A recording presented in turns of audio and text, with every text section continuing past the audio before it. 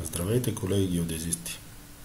В днешното видео съм решил да ви разкажа малко повече за оформянето на повърхнините. Както знаете, QGIS предоставя перфектна възможност за изчертаване на повърхнини с хоризонтали. Сега ще започнем, като в нашия проект заредим готов файл.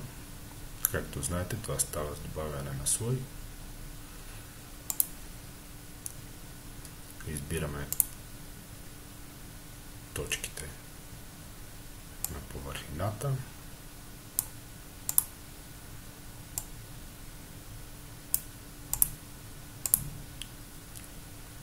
Отдолу виждаме как ни се зарежда файла. Имаме име на точка, север, изток и elevation.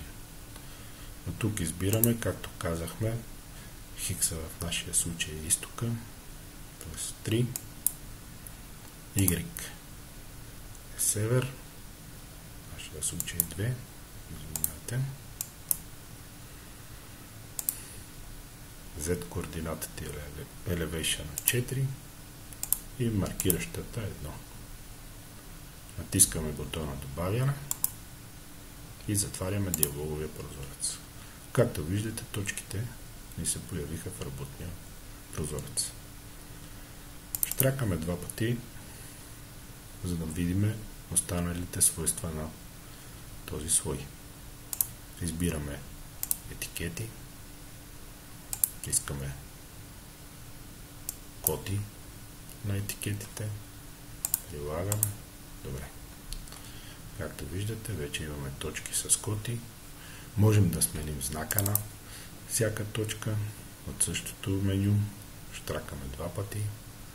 Избираме маркер. Примерно, можем да ги сложим кръстчета и за по-прегледно да ги намалим. Готови сме да създаваме нашата повърхнина с хоризонтали. Как се случва това? Щракаме в кутията с инструменти и пишем TIN. TIN интерполация. От тук щракаме два пъти. Както виждате, в диалоговия прозорец си избираме векторния слой на нашите точки. Атрибут, по който ще правим интерполацията, е в колона 4. Използвайте за интерполацията добавяне. Ако имате структурни, разделителни линии, ги добавяме тук. Интерполацията линейна. Обхват. Избираме слоя. Стартираме. Затваряме. Както виждате, получихме растърно изображение с интерполираните хоризонтали. Щракаме два пъти върху интерполацията. Избираме изолинии, интервал 20 см. Прилагаме. Както виждате, вече имаме хоризонтали. В действителност тези хоризонтали са растърно изображение. Ако увеличим достатъчно, ще видим, че имат лека неправилна форма, но за сега това нас не ни притеснява. Ако използваме този терен за изчисляване на обеми, от нищо повече не трябва да правим. Но ако искаме да го вградим в друг чертеж, ще са ни необходими някои подобрения, примерно надписи на хоризонталите, изглаждане и така нататък. Как се слагат надписите на хоризонталите? За да можем да манипулираме слоя, той би трябвало да е векторен. Как се прави векторен слой? Отиваме на растер, извличане, имаме изолинии. Щракаме върху менюто изолинии. Избираме нашия векторен слой. Тук избираме интервала. Също 0,20. Име на атрибута elevation, offset няма. Стартираме. Затваряме. Както виждате, Ако изключим интерполираната повърхност в растър, ще се появи изолиниите вектор. Ето, сега ги изключвам, отново ги включвам. Сега, ако увелича вече, няма да имаме такава начупана линия на хоризонталите. Как да запишем надписи на хоризонталите? Върху изолинии щракаме два пъти, влизаме в прозореца симвология. От тук може да изберем цвета на нашите хоризонтали. Примерно да са нещо като кафяво. Прилагане. И избираме етикети. От етикети избираме единични етикети и избираме колоната Elevation. Другите настройки се правят от следващите менюта. Големината можем да увеличим, да намалим. Както виждате, появиха се надписите на хоризонталите. В момента тези надписи са съвсем груби.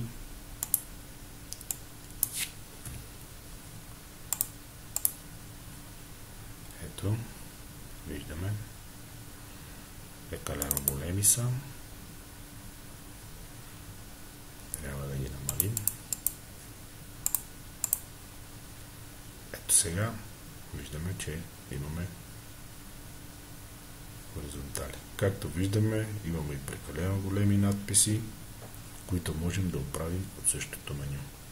Избираме отново с две щракания слоя изолиния и започваме да оформяме атрибутите. Форматиране. Минаваме надолу. Избираме форматиране на числа и казваме, че искаме да се закръгли до първия знак след десетичната запетая. След това избираме ореол.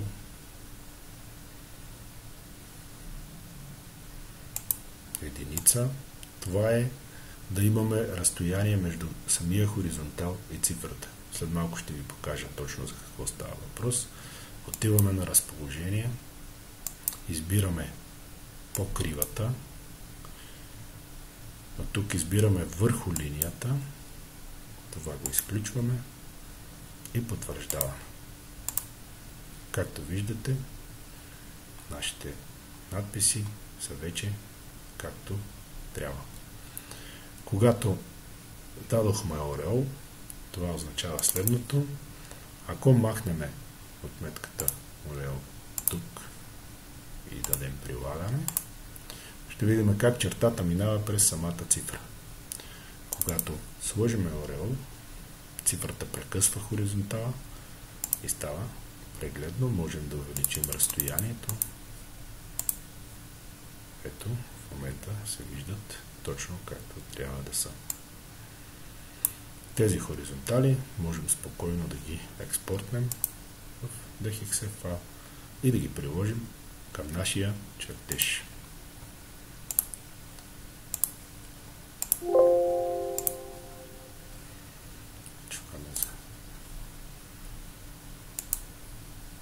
Казва ни, че е готово.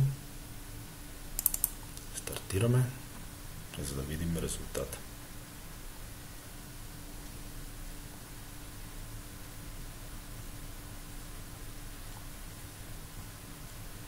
Както виждате, в момента цифрите са ни черни. Не може да видим надписите. Това е защото не си оформихме правилно точките. Но основното нещо са хоризонталите, които обаче в момента са плоски. Ако отворим Orbit и завъртим, ще видим, че хоризонталите ни са абсолютно плоски. Затваряме CAD системата и продължаваме нататък. Какво трябва да направим, за да получим 3D хоризонтали на терена? За да получим тези хоризонтали, трябва да използваме програмата GRASS. Тя се инсталира като добавка. Вече знаем как се инсталират добавки, управление и инсталация на добавки. Извинявам се. Инсталирани. Ето ни е добавката. Когато штракнем върху нея, тук имаме инстал. По най-лесния начин се инсталира добавката GRASS. Затваряме. Как се използва? Изключваме точките, за да не ни притесняват. От добавки избираме GRASS и отваряме нов картен избор. За да можем да използваме добавките, трябва да зададем нов картен избор на плагина GRASS. Избираме къде да се съхрани, как да се казва. Ето тук имаме един готов. Може да създадем нов. Този ние ще изберем тест 1, 2, 3 напред. Нов картен набор. Даваме 3D хоризонтали. Напред.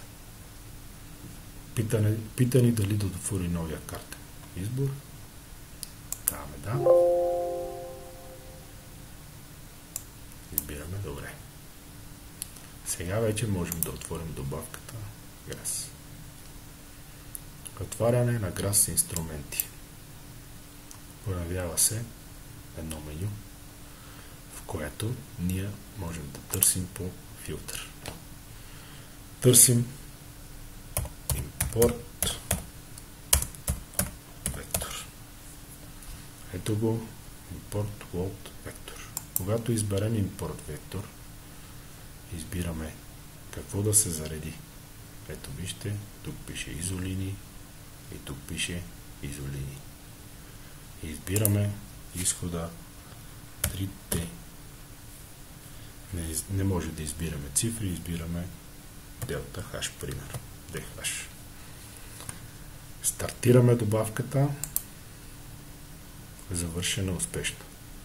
В момента импортнахме нашите изолини в приставката GRASS като векторни линии. Ако искаме да видим какво точно се е случило, можем да натиснем преглед на изходния резултат.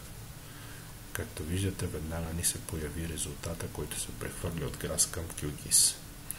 Махаме другите отметки. Ето го резултата. И продължаваме нататък.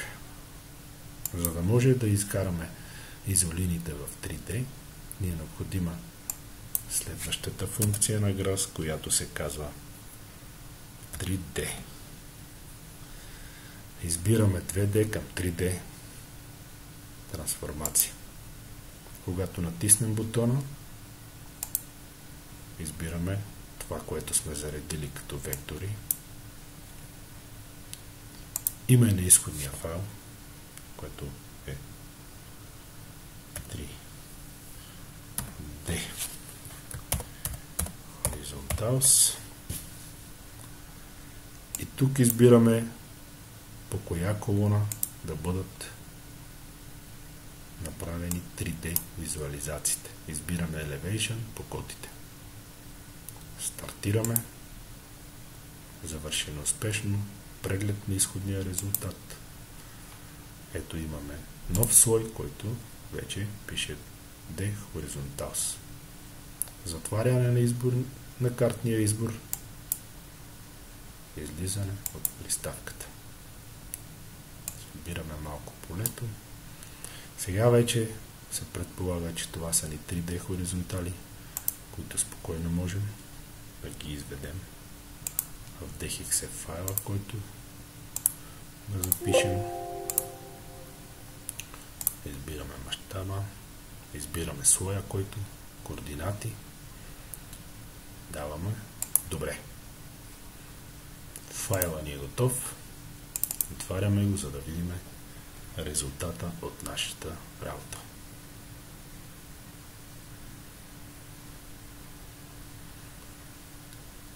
Ето ги хоризонталите. Изчакваме да се зареди. И пробваме дали нашите хоризонтали са триизмерни. Както виждате, хоризонталите са ни триизмерни, тъй като повърхнината е през 20 см. Съвсем леко се вижда отместването. Можем да проверим също така.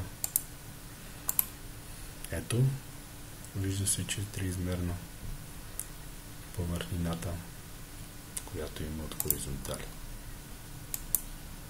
Така. Как също можем да погледнем и дясно, вляво, както виждаме, всичко е наред.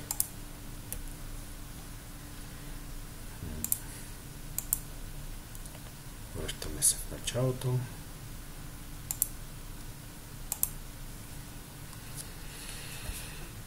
Можем също да проверим. Малко да се върна.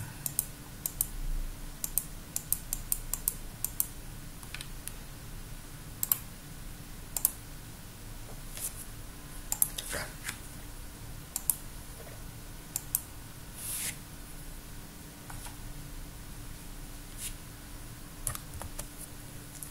Също така, ако маркираме хоризонтала, изпишем лист, можем да видим, че този хоризонтал си има кода. Успяхме да начертаем хоризонталите и да ги направим триизмерни. Това беше всичко от мен. Довиждане.